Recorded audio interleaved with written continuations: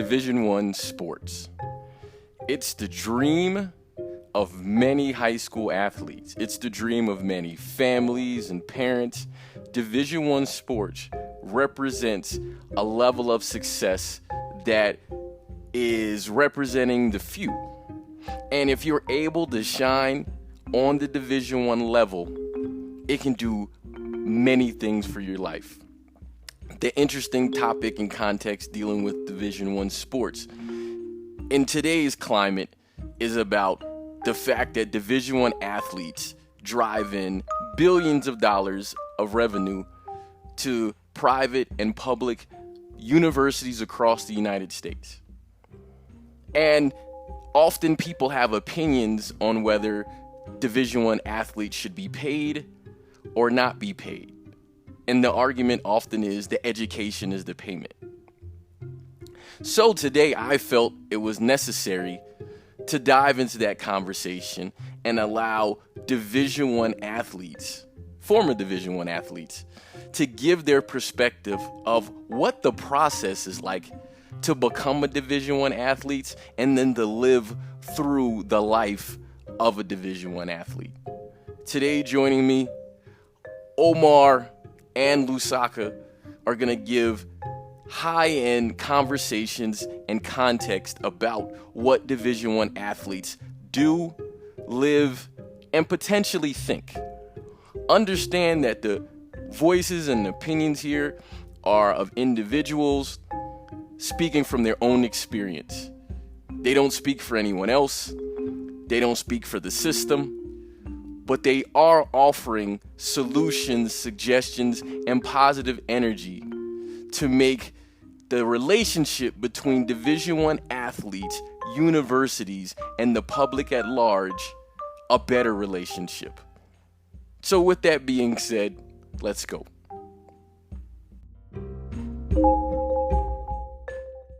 And today on Voices, I have two near and dear people to me, and I wanted to talk about the journey of a Division I athlete. So I have Omar, who played Division I college football at Charleston Southern University, and I have Lousaka, who played at the University of Pittsburgh. These guys are super important guys to me, and they've been very successful in life, but I want them to share the journey and give more insight on what happens to make that journey into Division I football. So I believe no person can give a better introduction for themselves than themselves. So Omar, if you would like to go first, I'll let you go first, and then Lousaka follow. All right, cool. Hi, everybody. I'm Omar. I played linebacker at Charleston Southern University some time ago, but I think the insight that I have is still relevant to today. All right, thank you, sir. Hey, everybody. My name is Lousaka. I played fullback at the University of Pittsburgh, graduated in 2003, and just happy to be here and dig a little deeper on this industry. Excellent, gentlemen. Thank you so much. I know you all personally. I didn't get to take that journey because I'm still a skinny dude in life, but you guys were. But I was always athletic, so I could play sports with you guys. So, but I asked with the leading question because it's important. When did you know football was for you? And Lousaka, I'm gonna let you go first. I knew football was for me when I first put a helmet on, for the simple fact that, as you know, I was born in South Carolina in Charleston, but when I moved to Pittsburgh, my parents felt that it was important for me to find some friends and get involved in the community and just be active and not just be on the couch playing video games. So, went out there for my first practice and fell in love, man. And then as I got a little bit older, at that time I was 9 years old, but when I got a little bit older, probably in middle school, I realized that, I can go to school for free. I can do some things with this. So that I really took it seriously by the time I got to middle school. But 9 years old, I was already, all in. Yeah. Yeah. Okay, so you figured out when you decided that football was for you. The big question, because you both have had the opportunity to play Division I football, is when did you know you were good? Because there's a difference between, playing a sport, because like I could play football, but, when did you know you were good at football? And Lousaka, I'll let you go. Okay.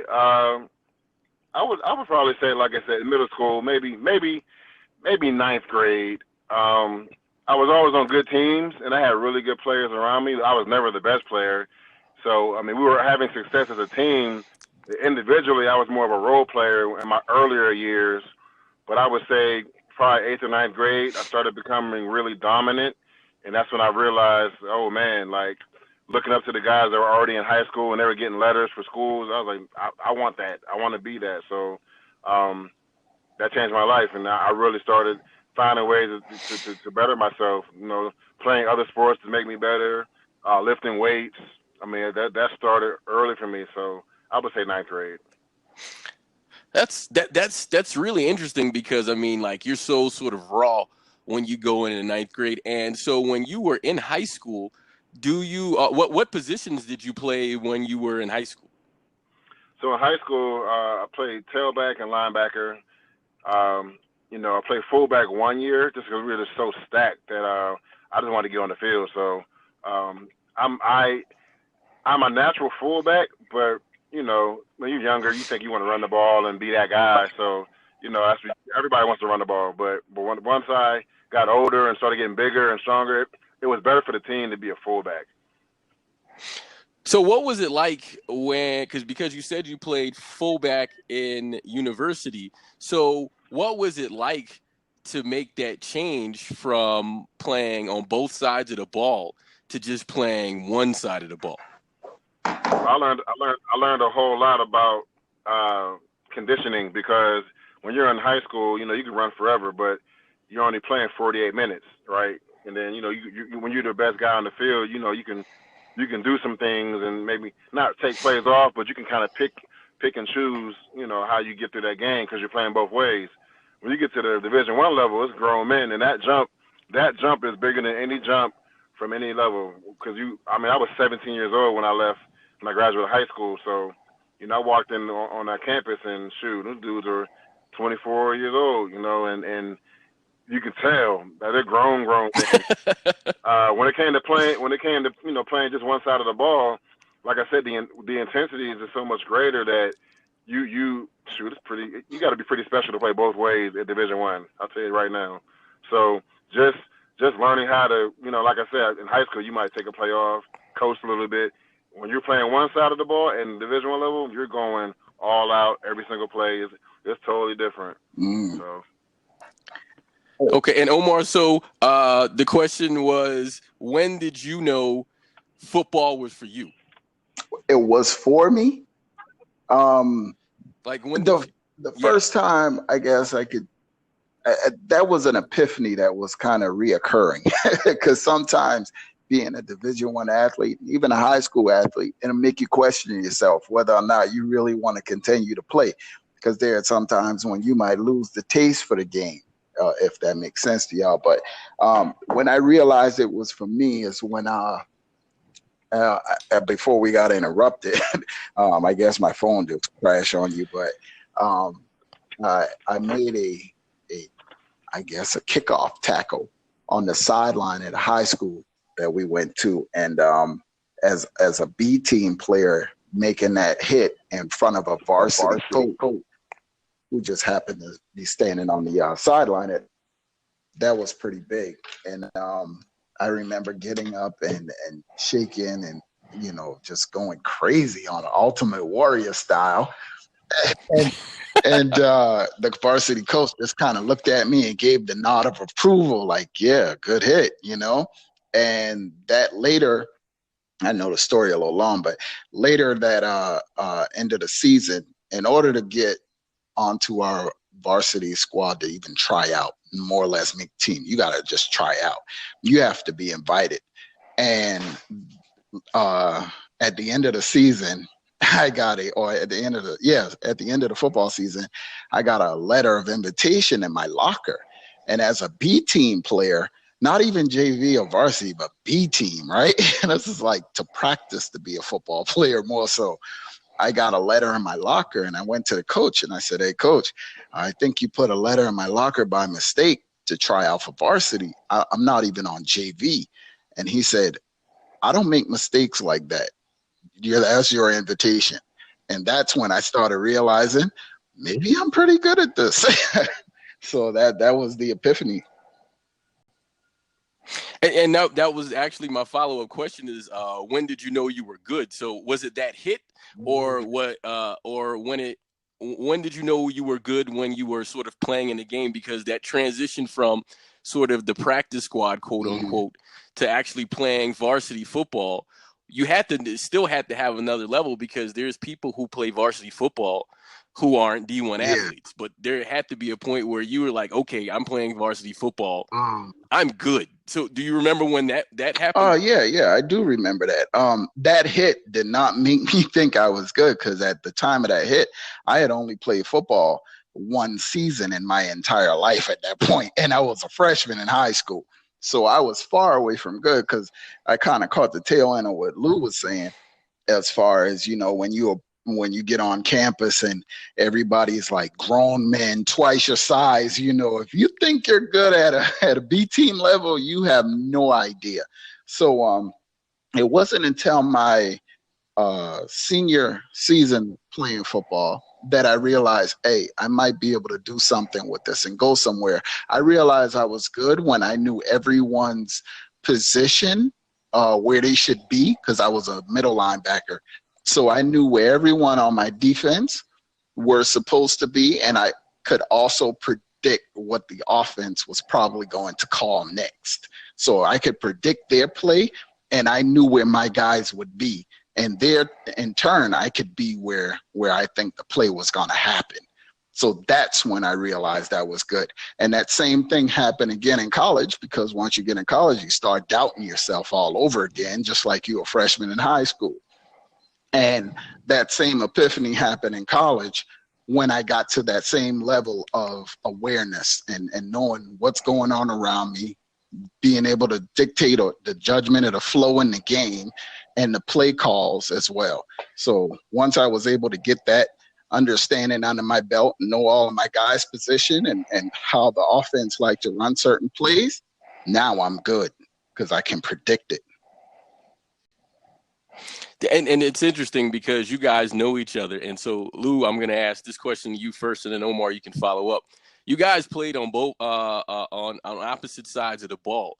When you were younger, because you're obviously familiar with each other, did you ever wish you had a chance to play against each other? Oh, absolutely. Because we are highly competitive people. And I got Lou just by a couple years, so we essentially grew up as brothers. And we're very competitive. So even now, as a 40-year-old man, when I still get next to him, I still gotta grab him, because we are competitive, and we grew up our whole life around each other or in the vicinity of, even if it was just for a summer, or a sleepover, whatever it was. We were constantly antagonizing each other and battling, So I would always tell him, yeah, you lucky your team don't play my team and all that, we would always go back and forth like that. And then I start realizing how many of his guys off of his team were all-stars, how many of them went to college, D1 college, and how many of them went to the pros. And then I realized his team might have won, but I think we still have part. So the recruiting process, because we're working our way up to the journey of being a D1 athlete. So the recruiting process, what do you remember about the recruiting process?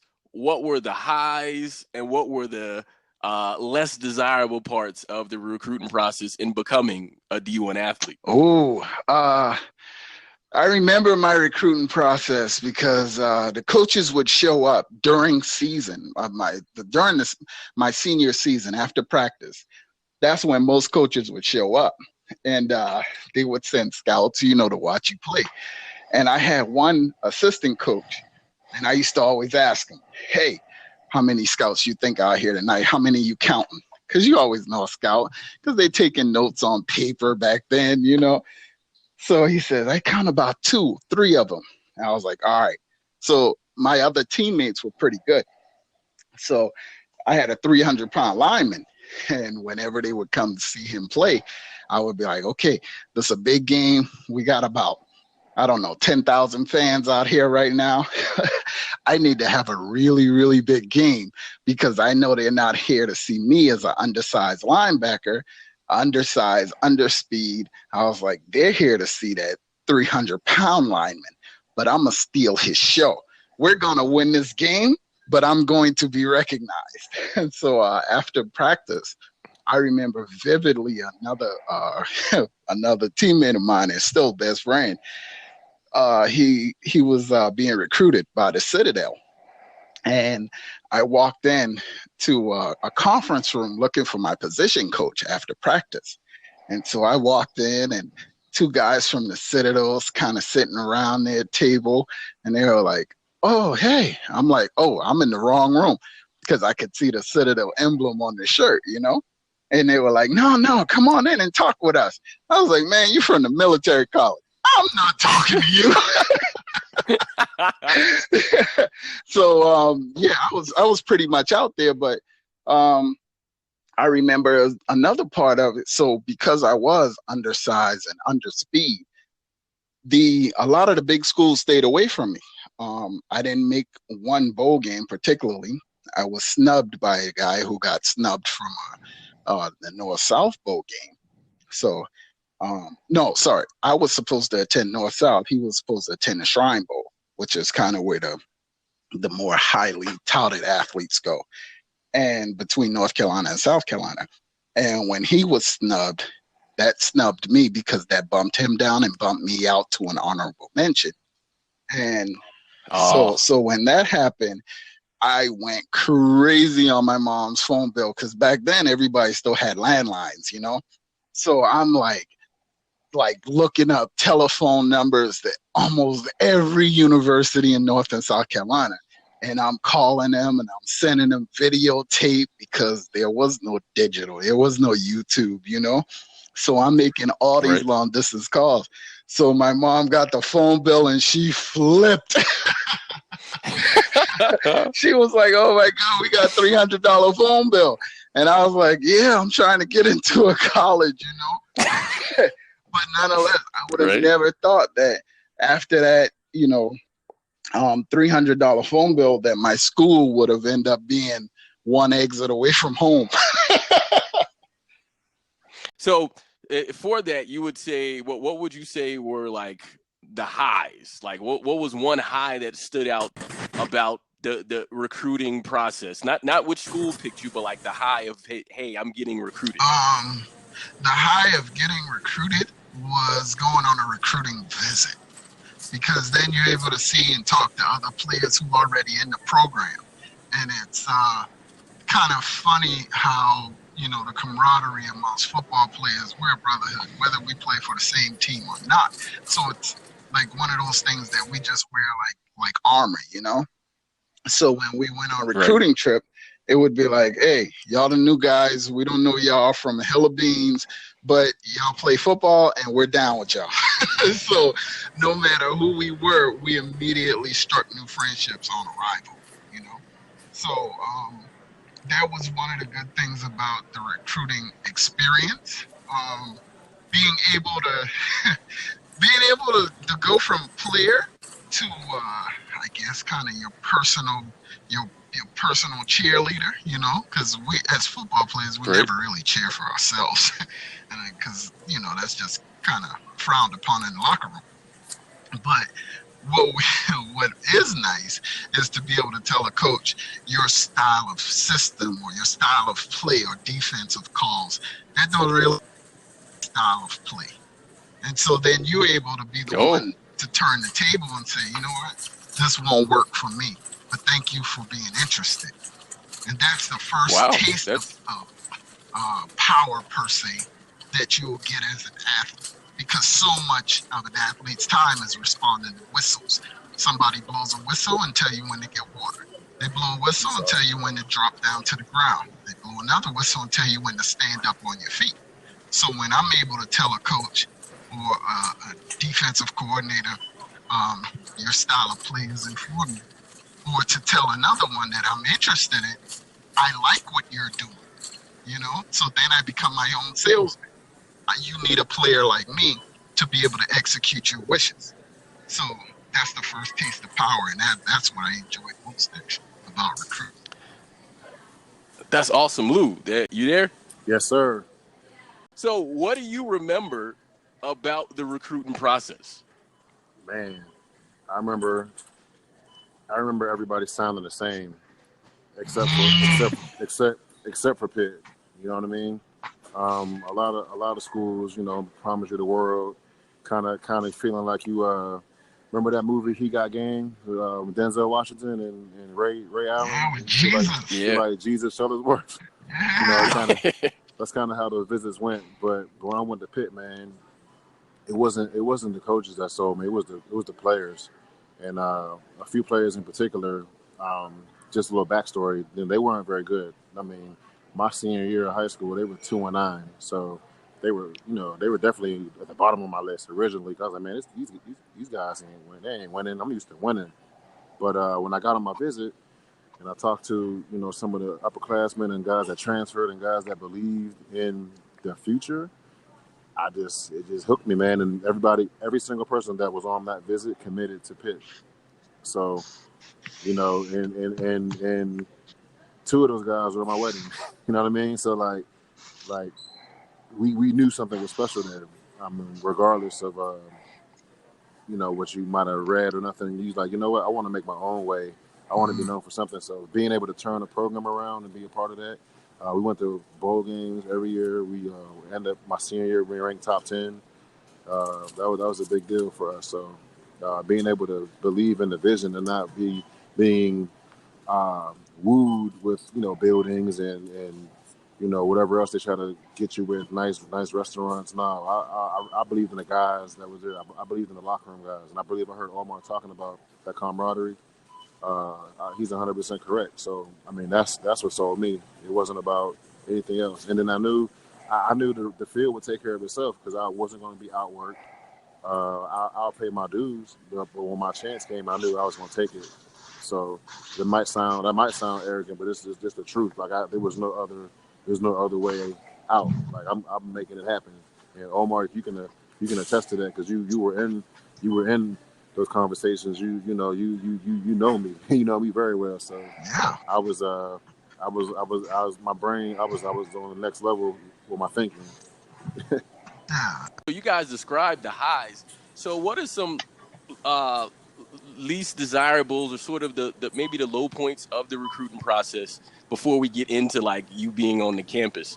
Lousaka, I'll let you go first, and then Omar, you can follow up if there are like sort of low points. And it doesn't have to be necessarily about a school, but just about the process. No, there was one low moment where there was one of the schools that was in my top 10, and it seemed like there was an interest there, and I had a guy from my high school that was already there, so I was definitely inquiring about going there and was excited. But then they started kind of playing me a little bit. You know what I mean? They were kind of like call me whatever, and then tell me one thing, and then I would kind of keep up just through my other sources about what's really happening as far as who else they're recruiting in my position. And then towards the end of that process, when they called me and said that they were going to go to a different direction and offer another guy my scholarship, I was like, oh, okay. You guys will be on my bulletin board for the next 4 years, and I've always had some of my best games against that school. Yeah, I remember that like last week right there. I still got that sour lump in my throat thinking about that experience, man. That's a good question. Just fast forward, the head coach of that school he actually coached me at the next level, and he actually apologized to me. He was like, I don't know what we were thinking, but you're a heck of a player. I'm glad to be on the same team with you now. Because at that time we were in Dallas together, so it was. Sometimes you got to just, you got to take the good with the bad, and you got to just wait we got to wait on your time to taste the sour grapes to turn sweet. You know what I mean? Sometimes you got to wait and then be patient, and then it all works out for the better. Yeah, absolutely. No more. How about you, man? I'm gonna follow up on those broken promises, man, because they'll sell you the dream of being the next best thing at that university. But if you don't have somebody that has went through that process of being recruited or having a special talent that is longed for by others, if you don't have somebody in your corner to be able to steer you through that process, man, it's easy to just kind of settle on that first smoking thing, and after you meet the second and the third and the fourth, and you realize, man, all you guys sound the same. So how do you differentiate between the difference? That's one of the adversities of recruiting, because that's a true headache on trying to make the right decision as a 17, 18, 19-year-old young man. You know, especially when most of college athletes, they don't have that type of experience in their corner and someone to lean on to try to point them in the best situation for them as the student athlete. I get it. So the actual the sort of the crux, the sort of turning point, decision day. Mm-hmm. How did you know where you were gonna go? Like, when did you know this is my final decision? And what did that feel like that day when you announced? Omar, I'll let you go first, and Lousaka, you can follow up. Oh, signing day. That was very bittersweet for me. It was sweet because I was going to be one of the first I was going to be the first in my household to go to university. So that had me with a sense of elation. You know, I was very, very happy and very proud for my family and my sisters to be able to say, hey, you know what? He's a very good athlete, and he won himself a scholarship through, play football, and he's going on to the university level to do the same thing. He's that good of an athlete that somebody wanted to pay for his education to do so.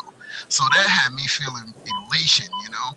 But it was bittersweet because coming from a low economical family, the decision wasn't solely mine. And my parents decided that it would be in my best interest not to take a partial scholarship, but to go on to another school with the acronym switched around and take a full scholarship. Now, from a financial standpoint, I understood what they were doing as my parents, but they didn't consider me as the athlete and the person who would have to endure that challenge of being, at a school that's only one exit away. I spend more nights eating dinner with my regular family than I did with my football family, and I never really got that true college experience because that decision wasn't solely based on me, even though the student loans would be in my name. The effort on the field would be my blood, my sweat, my tears, but I wasn't able to fully make that decision for myself. Oh, that's interesting. I just thought about that. This is the first time I thought about that you and I actually would have been in the same university at the same time. Yes, I didn't even recognize that was the plan. Not just me. I didn't even know that. And it wouldn't have just been me and you. It would have been me, you, JP, Chris, Al, everyone, Yeah, everybody would have been there. I didn't realize that. It just hit me, and I've heard it, but I didn't really know. Yeah. So, Lousaka, for you, signing day, like, how did you make the decision, and then what was that feeling like for signing day? I mean, I made the decision definitely with my family in consideration. I felt like at the end of the day, I always need my support, my circle, right? So being able to have guaranteed my family's going to be at every home game for the next 4 years, that weighed in heavy on my decision because I was 20 minutes from the campus. So I chose Pitt. Like I said, with all the other considerations with the guy upperclassmen, really connecting with me on my visit, I felt that was the best decision. So when I finally did it, it felt great because it kind of started to get a little intense. You know what I mean? Towards the end, it started getting intense because my goal was to sign or commit before Christmas break because it was just getting out of hand with all the phone calls, and I wanted to be comfortable, but I didn't want to rush it at the same time. So I wanted to be comfortable with my decision, but still be good. So we picked, and then when signing day came, it was such a sigh of relief, and then it was emotional because shoot, I know I could come out of college debt free and be the first one to be the first in my immediate family to do it. I mean, that's a big deal, and I felt like it was a big responsibility, and I just wanted to make everybody that loves me and supported me proud. So I felt like I was bringing everybody with me. It wasn't just about me. You know what I'm saying? I'm gonna chime in on that, Lou. That's a great way to look at it, because I think through my experience, when it came time for him, I was way on board. I was more happy about his experience than I was about my own. So it's funny when you said, you brought your whole family with you, because I was totally more excited about his signing day than I was my own. So that's a fact. And you know what? Let me add to that. I mean, I'm gonna fast forward because now I'm talking about when I was playing, but I played in a bowl game in Orlando, Florida, called the Tangerine game.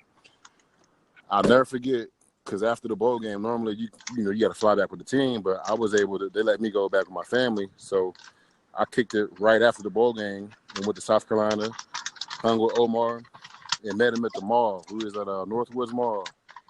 And I'll never forget what he said to me. He was just like, "Man, I was proud of you, bro," because I had a really good bowl game, and it was. Yeah. I was like, damn, like that's the sign, that's the stamp of approval when your big cuz is, you know what I'm saying? Because he gonna always shoot it to you straight. There's no hidden agenda, so he gonna always keep it 100 with you. So when you get that from somebody that you respect and you care about, shit, I was good, man. I was good to go. That turned me up that much more for the next chapter, because I was like, nah, man, this ain't it. You know what I mean?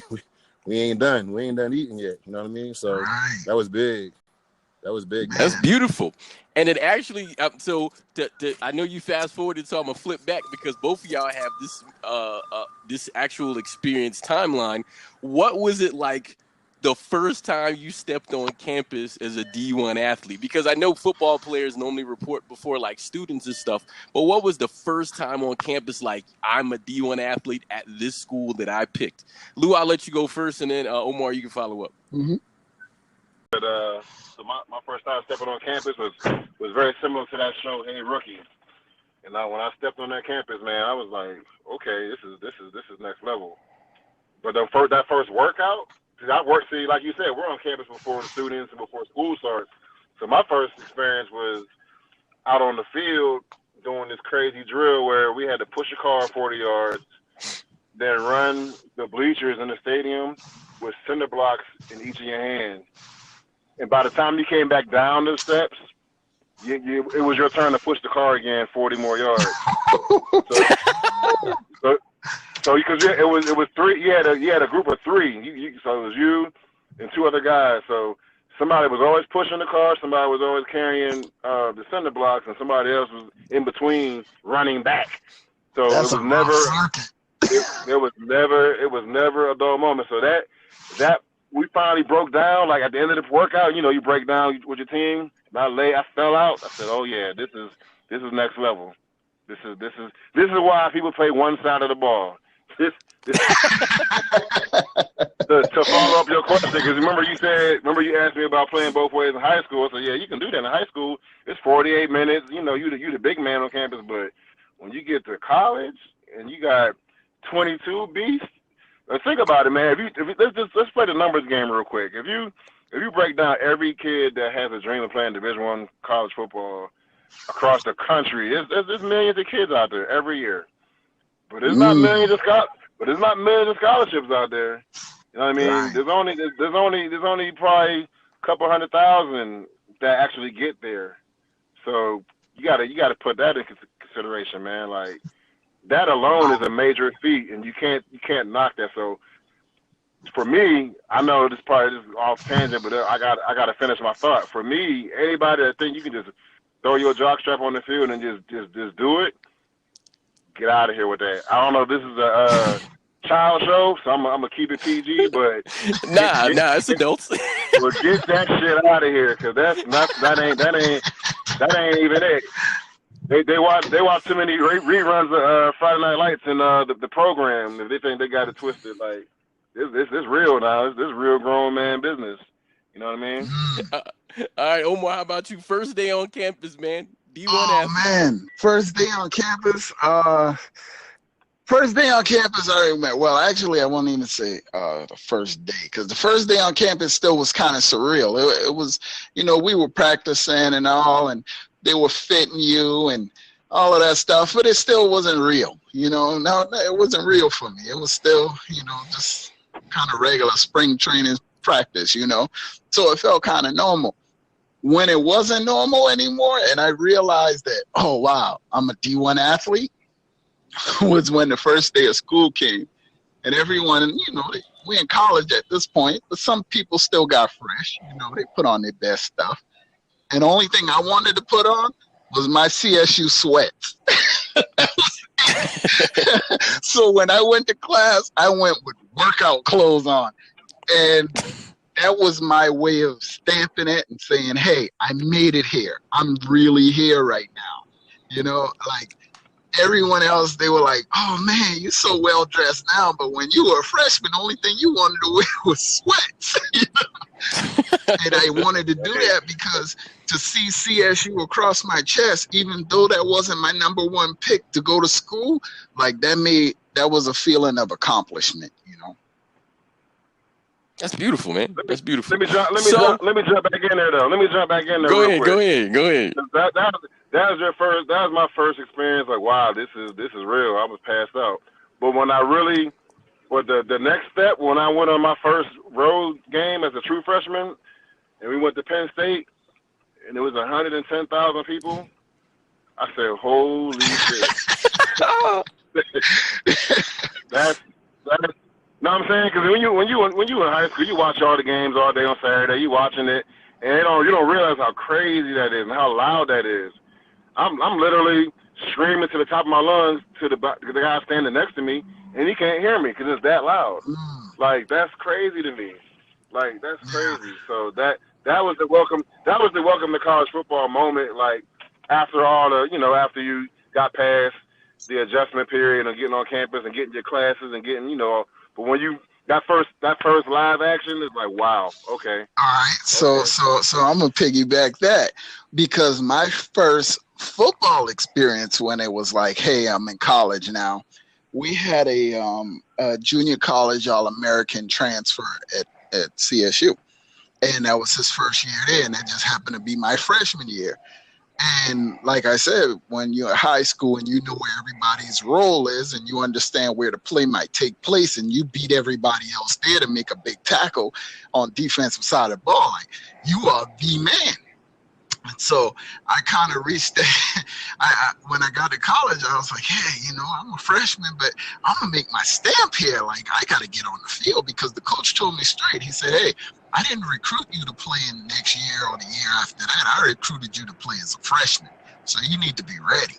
And so I was like, okay, I've been issued a challenge, so I need to get out there. And I remember this clear as day, man. This guy, he had the biggest thighs, bro. Looked like he could squat probably a Mack truck. And he was like small and compact, like Barry Sanders. And so I remember I anticipated the play right. They called a blitz. I ran an A-gap blitz. When I ran through that hole, I met him right in the middle. Pow! Right there. Everything rocked, right? And the difference between high school and college is, in high school, I probably knocked somebody's helmet 10 yards in the backfield. In college, I ended up 5 to 7 yards away from the line of scrimmage up the field. Only thing I remember is his thighs hitting my face mask as I held on. And when I got up, after I finally, got his ankles to twist, and he finally fell down after a 7-yard gain, I stood up, and the coach looked at me and he said, welcome to college football. Next play. And the next question I had for you, you both all kind of talked about it. What was that feeling like when you knew you was about to play your first game? Not like, like, oh, I'm here for the game. Like, the first game you stepped on your field, the first time you played in the game. What was that like? Omar, I think you will go first, and then Lou, you follow up. So the first time I stepped on a field, I remember I was never one to really throw up before a game from nervous guts, but it felt so weird. It felt like a practice to me because it was at 12 o'clock in the daytime. And that was weird for me because in high school, we always played under the lights when it was game time. So I've been conditionally programmed to know when it's dark outside and the lights cut on that now it's game time after 4 years of doing the same thing. And the first time we played in college was at 12 o'clock in the afternoon, and it's hot in Charleston. And I'm like, what is this, a practice? Like, it was confusing to me. Like, I was so taken aback. Like, for the first probably 4 to 5 games of the season, it felt like a scrimmage. It never felt real. So I missed half of my freshman season just trying to get acclimated to playing in the daylight or playing at 3 o'clock or 12 o'clock in the afternoon.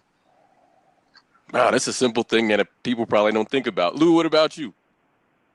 Well, it's funny you brought up throwing up because that's damn sure that's what I did. I threw up my whole pregame meal, dog. I ate good, and so like it's that after our last final meeting, I went back to the bathroom and threw the whole meal up. I was starving during my first game. My nerves were so bad. I was starving. That Gatorade never tasted so good, I bet. Boy, listen, I'm telling you. But we played well. We won. It was great. It was a great feeling, man. But I ain't gonna lie, I was super nervous. Yeah. You know what I'm saying? 'Cause I knew this was it. I was like, yo, we gotta do this. It's on. Wow. And then the nerves kick in. So after that, though, I never did it again, though. That was it. Well, and that's why I asked about the first game, because I feel like that first one, that's sort of like breaking the glass moment. And so I feel like that would be something that would stand out to you. So now kind of shifting in the process of deciding to be a D1 athlete and playing in the game, if you could have gone back and talked to 17, 18-year-old you, what would you tell yourself to do differently before entering? Lou, I'll let you go first, and then Omar, you can follow up. Damn, well, I gotta go first. All right, I got it. I don't know, man. I mean, because I was able to redshirt and learn, I mean, there was no better method to become acclimated to that next level. But I would tell myself, you know what I would tell myself? Take all my visits. I didn't take all my visits. I still would have picked Pitt, but I just feel like, to really appreciate that process and appreciate everything, ain't no rush, man. Don't rush anything. Take your time, evaluate it thoroughly, and make your decision and be happy. But and everything, not just picking schools, not just anything in life, because those next 4 years really is setting up the rest of your life. You know what I mean? Even choosing a major or whatever it was. Like, I just think that whole process, I wish it was like a fire hose. Like, you was shooting a fire hose of water down my throat. It was so much information that I was like, damn, that I wish I had took more time to digest it instead of trying to just be so hard on myself trying to, get it right away. Like, you can't get it right away. You're not supposed to as a freshman. It's supposed to be hard. You're supposed to bump your head and mess up sometimes. Like, that's part of it. So I would tell myself, you know what? Relax. You'll get it. You know what I'm saying? And just be thorough with it. Continue, that's all I would say. Cool. Omar? I would tell myself something to touch on that I mentioned, I kind of glossed over earlier, but what I would have told myself is to talk to more people during my recruit visits instead of just going there more so looking to connect with another football player. I should have talked to him, found out what the experience would have been like once I signed my name on that line, because I had never been one to really work extremely hard towards the game. The game so kind of came to me. I didn't have to really put in a lot of film time. I hated watching film. I didn't really learn to watch film until maybe my sophomore year of college. I didn't learn how to watch film. All the other guys, they would watch film. I'd never watch film. But if I would have taken the time to watch film or talk to another, older athlete, I would have been able to understand what was going on the field a lot faster. My maturity would have been faster than closer to the time that the coach expected me to kind of arrive and be able to produce for my team. But also, I think I would have told myself to make sure that's what I want to do. Because when you're waking up 5 o'clock a.m. to go lift weights, or 6 o'clock, according to offense, defense, they switch times. And when you, like Lou said, when you got to push that car 40 yards, it's easy for that doubt to start slipping in, and you start questioning whether or not, the game is really for you. Because there came a point in time while I was playing that I would hear the whistle blow and I would fill with resentment. But I want. And I didn't have a stipend, so I had to take out student loans I didn't want. And all those type of things and thoughts start festering in my mind because I wasn't sure that that's what I wanted to do. I was, unlike Lou, to be a college athlete wasn't something that I craved. Lou wanted this since he was 7 years old, probably even younger than that, That's not something that I wanted. What I wanted was to not have to go into the military. That's what I wanted. I wanted to be able to say, you know what, I'm of my own free will, and I don't have to do what my father's telling me right now because he gave me an ultimatum. And my ultimatum was, you're going to either go to college or you're going to go in the military. And that was it.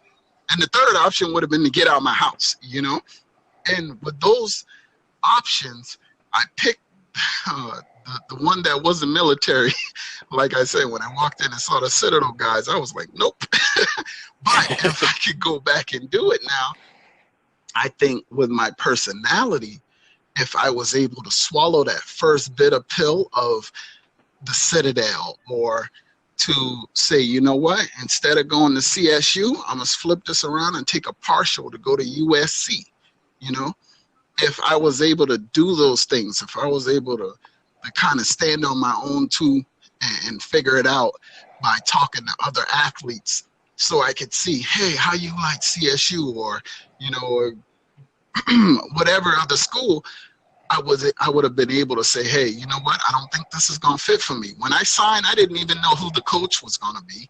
I didn't know what defense they were going to run. I didn't know anything. Only thing I knew was that education would be paid for. That's all I knew. And that's all that I cared about. I didn't know about stipend. I didn't know that I wasn't going to be able to work. I didn't know any of those things when I signed my name on that line, because the only thing I thought about first was being a football player. I thought about being a student athlete second, maybe even third, to whatever might have came second. But if I could go back and talk to my 18-year-old self, I would tell him, pick the school, or first I would start with, make sure that you want to be a student athlete, not an athletic student. Because an athletic student, it is not going to work out. You have to be a student athlete in order for it to work out. So that would be the first thing I told myself. And the second thing, I would make sure that I went to the school that I chose. Because when those student loans come, and when those hungry nights come and those ramen noodle nights come, if I am someplace that I want to be, I can endure that. But if you're not someplace that you chose of your own volition, it makes the struggle harder. So therefore, I would have went to the school that I wanted to. But I would have told myself some things that were different. But you are telling some people something that's different, and I think that matters. So with that, what do you miss the most? Omar, I'll let you go first, and then Lou, you can follow up. Just maybe one thing that you miss the most about being a D1 athlete or football in college. The one thing I miss most about being an athlete in college would be the camaraderie. Having guys that I was able to share laughs with, pain with, tears with. I had a number, probably about 3-4 guys that I went to while I was in college that passed away during my tenure in college. 4 teammates that passed away. So we shared laughs, we shared tears, we shared family, we shared food. We shared everything because that's where we were. We were actually forged into being brothers. And most of those guys that were on my team, like Lou said, some of those guys still in his wedding. And some of those guys I still talk to on a weekly basis.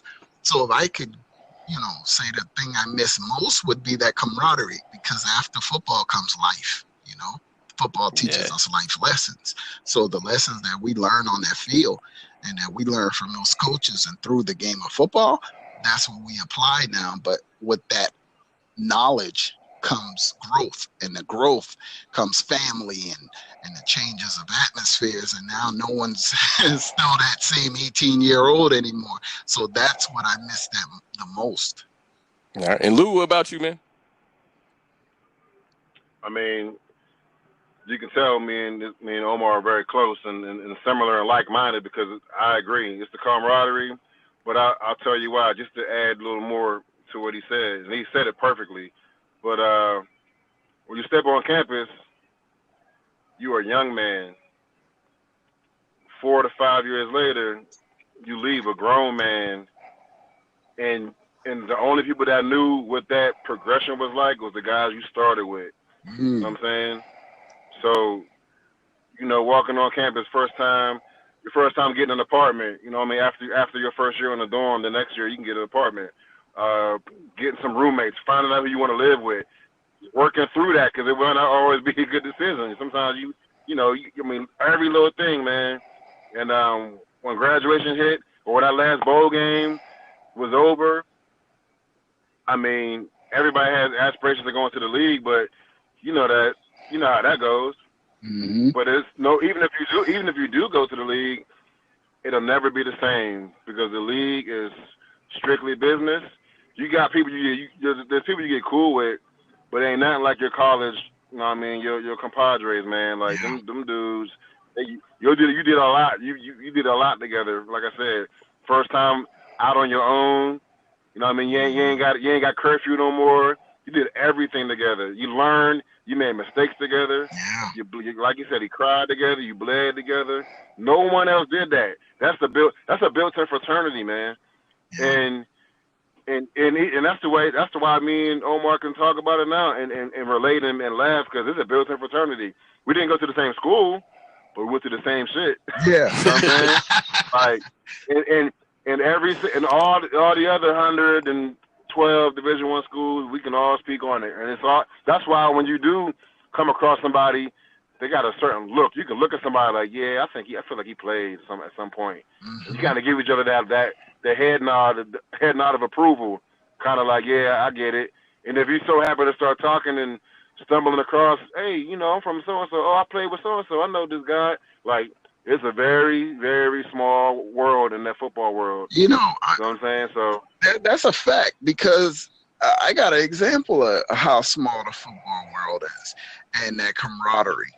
So I played with one of my brothers in high school. Lou had no idea who that was. And that brother of mine, he played with another guy in college. Lou has no idea who that dude was at the time.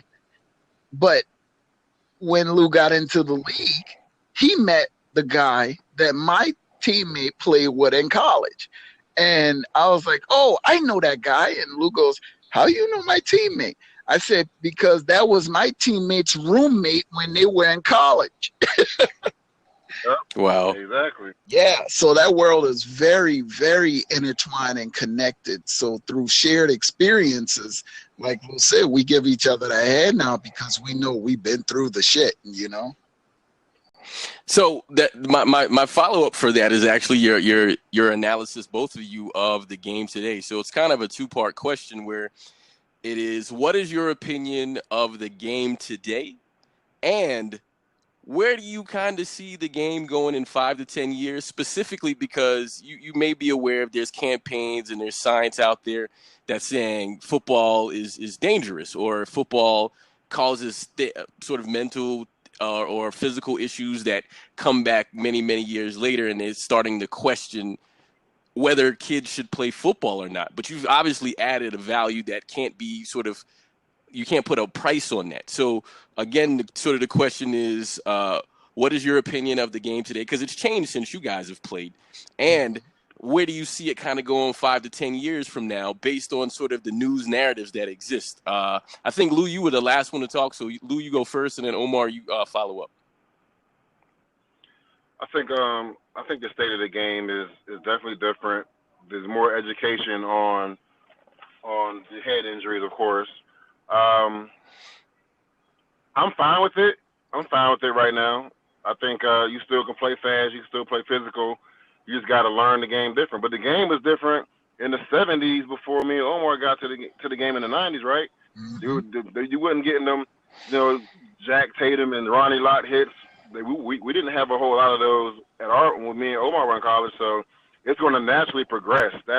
It's supposed to improve, right? I mean, otherwise, what are we doing if we're not improving the game in those ways? Now, because of the science and because of the media, and they're definitely trying to scare a lot of people, a lot of parents, I do see the game potentially taking a hit, because a lot of parents are like, no, we're not playing this game. And what I would say to that is, just don't start off so early. I think you do flag. I think you need to find out if this is what you really want to do, because it ain't for everybody. It ain't for everybody. Would I do it again? Hell yeah, because it changed my life forever for many reasons. But that being said, I wouldn't if I had a son, I wouldn't be like, yo, you got to play. He had to prove to me that he wants it, and like I said, he wouldn't play at 7, 8, 9 like I did. He had to start, probably high school. He literally would not play until high school, because you don't need to take all them hits. Yeah. And this proper technique being taught. If you're taught the right way, if you have really good coaches that know technique and form, you're less likely to have injuries, because if you do the homework, people in soccer get concussions just like football. They do. You don't see them talking about soccer all like that. Like, soccer might have more. Like, they're a close second in concussions. So, And not just soccer, it's just girls soccer. Yeah, it's terrible in girls soccer. Yeah. Yeah. So my little cousin had that. So yeah. Yeah. Yeah. I think the game is. I'm sorry, Lou. Were you done? I just chimed in. Yeah. I'm done. No. I'm good. Yeah, I think my background is a little more different. Is a little different from Lou's, because after my playing days, I began coaching little league. So I was coaching. I'm the guy coaching the 7, 8-year-olds. The 10 to 12-year-olds. I'm coaching those leagues. I'm coaching the JVs and the varsities.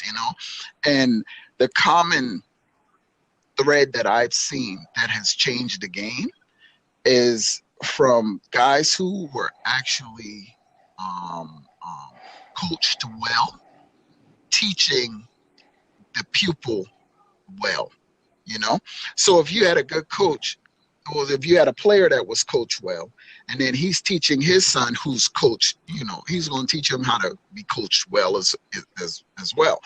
And that's the problem that I have seen in the circuit that increases concussions on a first-hand basis, because I've coached with guys in high school and in little league the same, and those guys, they aren't teaching what the science is proving to us. They are still teaching big hits. They're not teaching safe tackles. So one of the name slips me right now, but one of the foremost studies done in high school sports right now, they show that there's a strong correlation between boys football and girls soccer. And girls soccer, like you say, Louis, they got very close commonalities and concussions, but parents are still signing girls up for soccer because there's not a media campaign that is fueled by by dads per se who are trying to warn their girls of soccer, but they are moms that are warning their sons of playing football. You follow? So that's one of the differences. Another way that the game has changed is now the game is very offensive heavy. It doesn't incentivize tackles as much in the game of football. It incentivizes touchdowns, and that makes total sense because touchdowns sell tickets and defense win championships. That's what we've been told since probably Vince Lombardi, and that still holds true to today. But the rules have been changed to favor offensive players. And I watch college football as well as pro football at times, and I'm watching running backs down the crown of their head and still engage in hits, whereas a defender is supposed to drop below the crown of that offensive guy's helmet, whether it be a quarterback or a defensive receiver, and he's still supposed to deliver a blow with his shoulder, but they're not telling him to wrap up. See, if we teach safe tackles, like not just rugby style safe tackling, because that's just a shoulder roll tackle, but if we teach wrapping it up and getting them down to the ground as the main goal in the tackle and not the big hit and not throwing the shoulder into another player. I've seen so many touchdowns scored this year just because somebody didn't use their arms to try to put the guy's knee on the ground. That's the whole crux of the game. If I can get your knee to touch or your elbow to touch the ground, then you're down. But that's not what we teach. That's not what these dads are teaching their sons on little league fields. They're teaching their sons to try to run somebody over, and then the guy whose son is getting run over, he's telling his dad, sacrifice your body. Well, he doesn't need to sacrifice his body to make a tackle. Only thing he needs to do is grab on his jersey or grab on his leg and get his knee or his elbow to touch down on the ground. But that's not what we are teaching as coaches or parents. So the game. I love how you said that. Omar, because as a running back, fullback, I didn't love anything more than somebody trying to hit me. I'm like, okay, I do that for a living. Mm-hmm. I'm a bounce off of that. That's nothing to me. Yeah. Now if you wrap my legs, you tangle me up. Yeah, you're gonna get me. Right. But if you don't, if you come with that, trying to knock me out. Okay, big deal. I do that all the time. Yeah. I'm gonna absorb it and keep going. I'm gonna use that against you. Exactly. You use my force, you use my momentum, and you hit me with a spin move or you hit me with a juke, and you give me a nice little stiff arm. You still engaging in contact, except you're using my force and my energy against me at that point. See, that's a smart headsy player. That's somebody who played higher level football. But most of the people who are teaching these young kids at early ages are people who never, no offense, Louis, because I know you're a great coach and I know you didn't actually put on the uniform, but there are less of you than there is more of the other people who are trying to teach their kids to be the next shining NFL or college football athlete by making big hits and causing themselves concussions. And I've seen a lot of players on my varsity and JV teams that they have some of the best equipment in the league at that high school, because in high school, the equipment is provided by not only the county, but if the boosters are willing to put more money in, you can take the county money, add the booster money, and get better equipment. And the high school that I coached at, they had some of the best equipment around. However, we had the highest number of concussions around as well. And it was very easy and in front of plain sight for me. There's three things that I feel that people should know about dealing with a Division I athlete and sort of the journey and the life of that.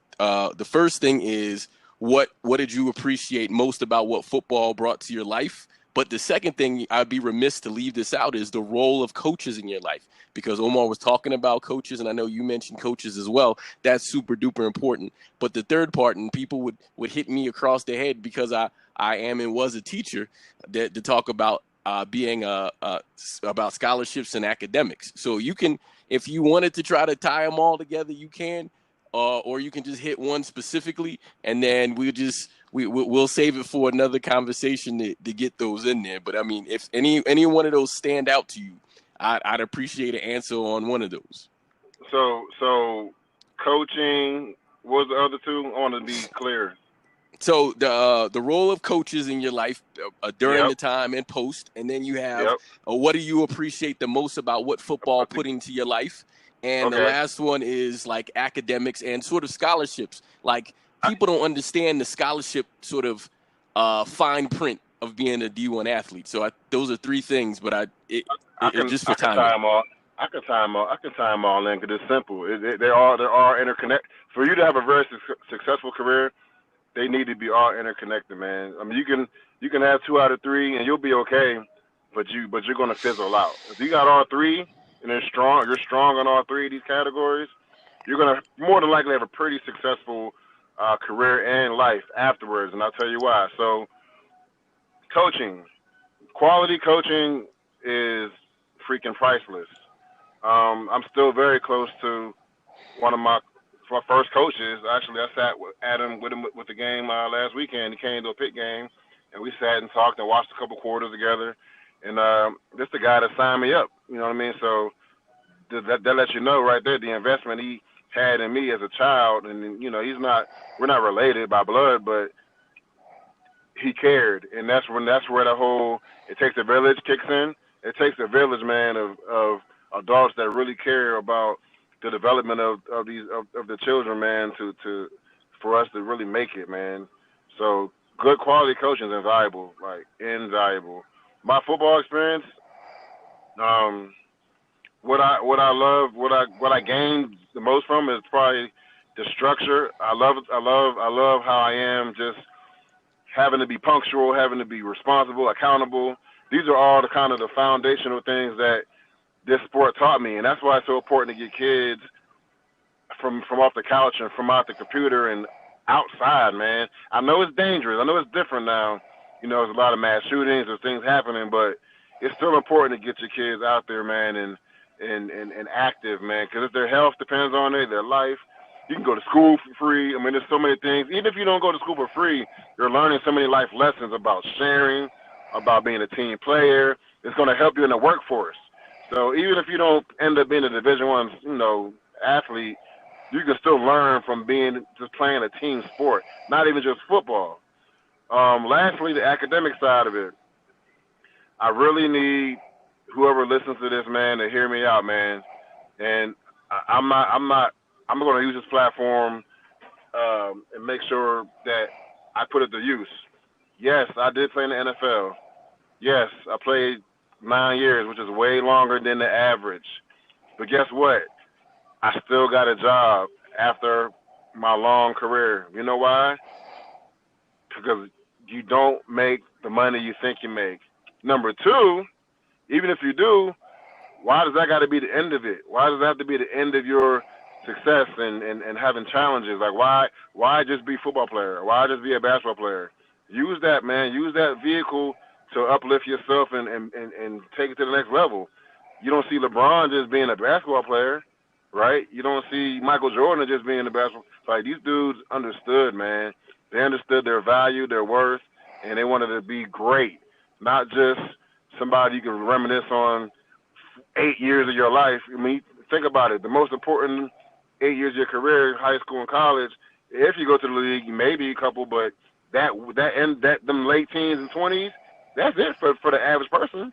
Them early 20s and them teens, that's it for freaking 97% of the people, because only 3% make it. So to do the math, like, while you there for free, use that. Get that degree, man. You got to be crazy to go to school and not finish. Even if you don't finish right away, if you don't go back and finish, you're crazy. I'm saying it. I don't care who's listening. Like, you got to do it, man. because it's so hard out here. Ask a regular student that got to pay back student loans. Ask them, and now they'll tell you. Is it easy? No. It ain't supposed to be easy though. You know what I mean? Like we talking about grinding, and this is set you up for life, man. Like this is real. This is real talk. Take it from me, man. I lived it. I seen guys that did it the right way. I seen guys that do it the wrong way. I can speak on it. You know what I mean? This ain't just lip service. Get out there and make something of yourself, and be able to have something more on your resume than 3-year letterman at whatever university. Okay, that's great. That's a great start because people love hiring athletes for that same reason I just said. They're accountable. They work hard. They're disciplined. They love that about them. But they only love the ones that can get in front of a group and represent the company. They don't want the knuckleheads. They don't want the guys that think they're too damn cool to learn something or think because they, have the all-time leading rusher. That don't mean nothing when you're done. It don't. It's just an opening. It's just an opportunity. That ain't the end-all, be-all. You know what I'm saying? Like, they ain't going to just throw jobs at you because you were fast. Like, that's not real. That's not real life. And don't let Instagram lie to you. Don't let any of these guys that are portraying the good life, don't let them lie to you, because it's not real. It's not real. And in our culture, especially young African Americans, I'm begging y'all, step it up, man. It ain't easy. Like I said, it ain't supposed to be. There are challenges, there are challenges as a young black man. I get it, because I am a young black man. But because of that, you need to pay more attention and be even more serious about your life. Once you start having kids, they don't go away.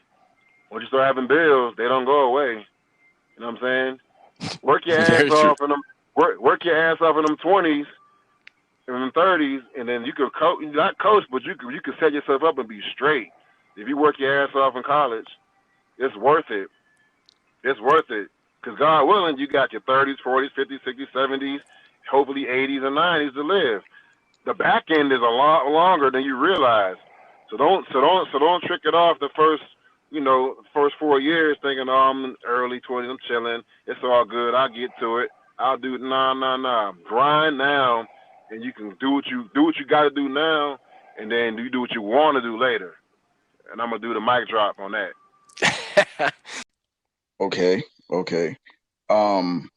You might have to refresh me as I start talking, but no, because again, it was the role of coaches, academics, and scholarships. And what did you appreciate the most about what football brought to your life? Got you. What a role of coaches in my life. I mean, my high school coach was an extended father figure. So he was like the classic high school coach that comes through, sees your family in times of hard times and bereavement and losses, but he was also there when it was times of elation and pure blissful and happy times as well. So he was like somebody I could go to and lean on for inspiration, motivation, but as well as a sounding board, So he helped me get through some tough times.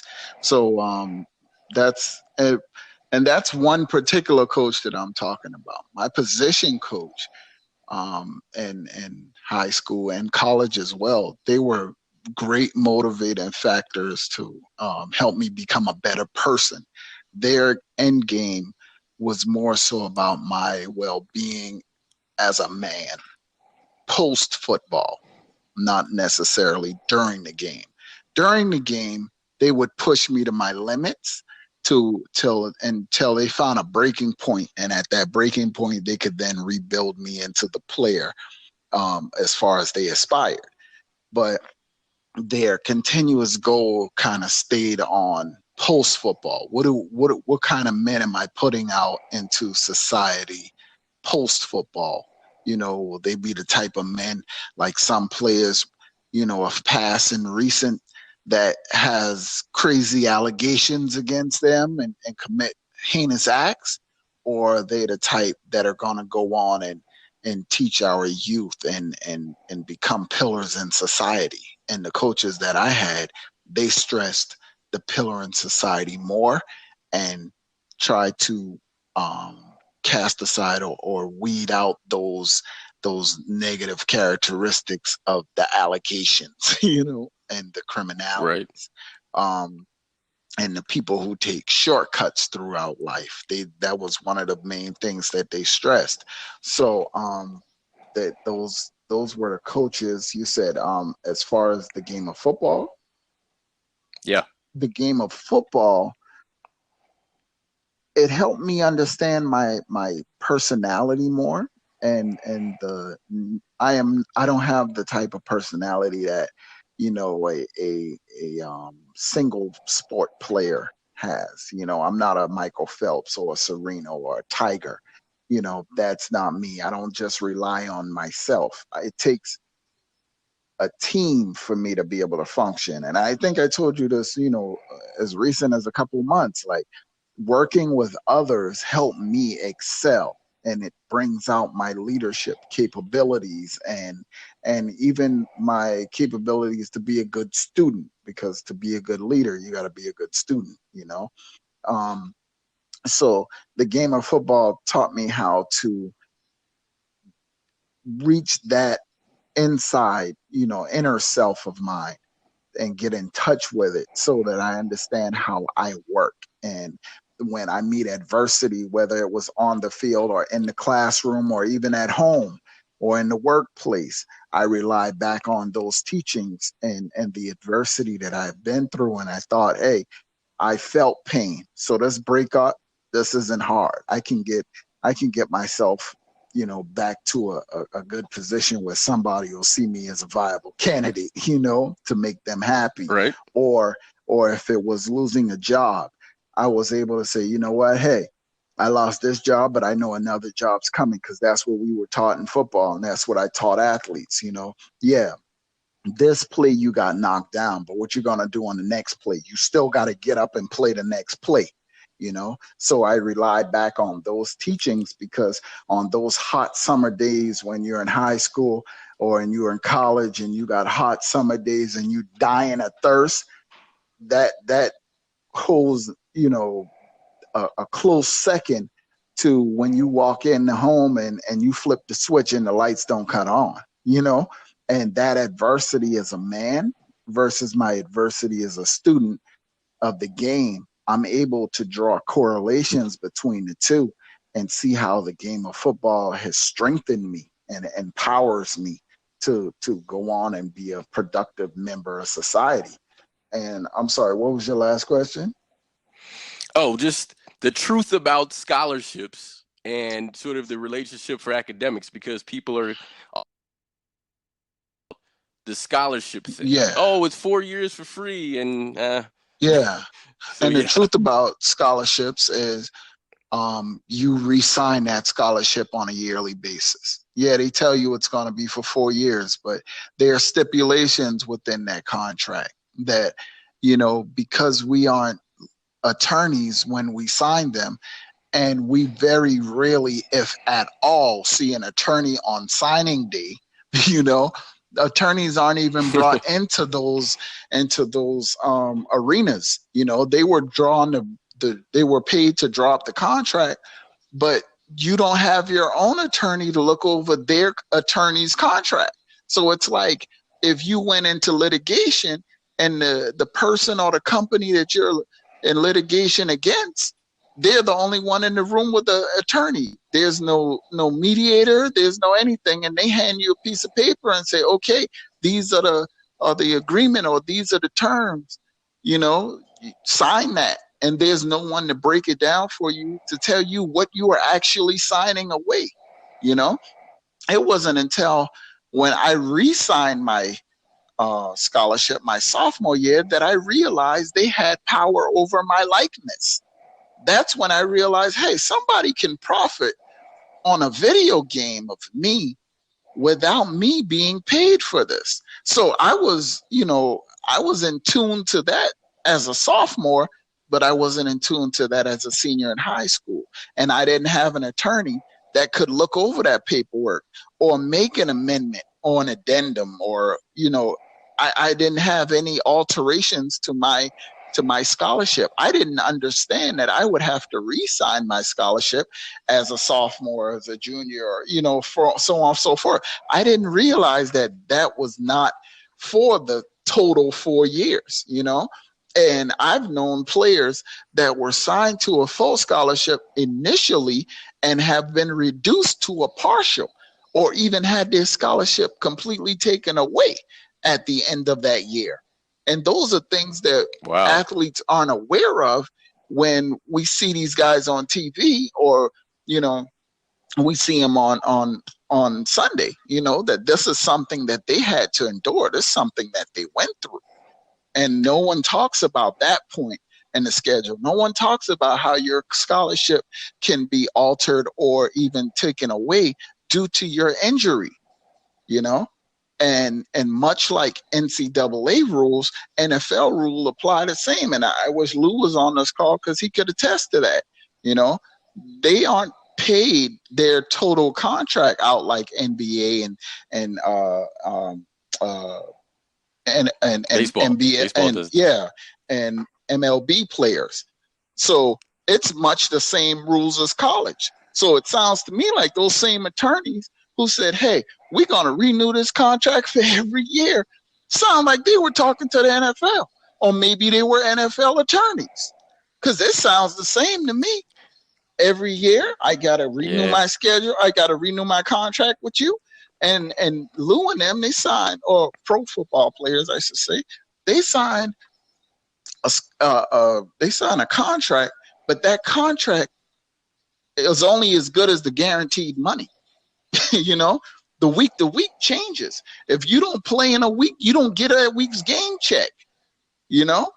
Those are things that these players who aspire to be athletes, they don't even understand.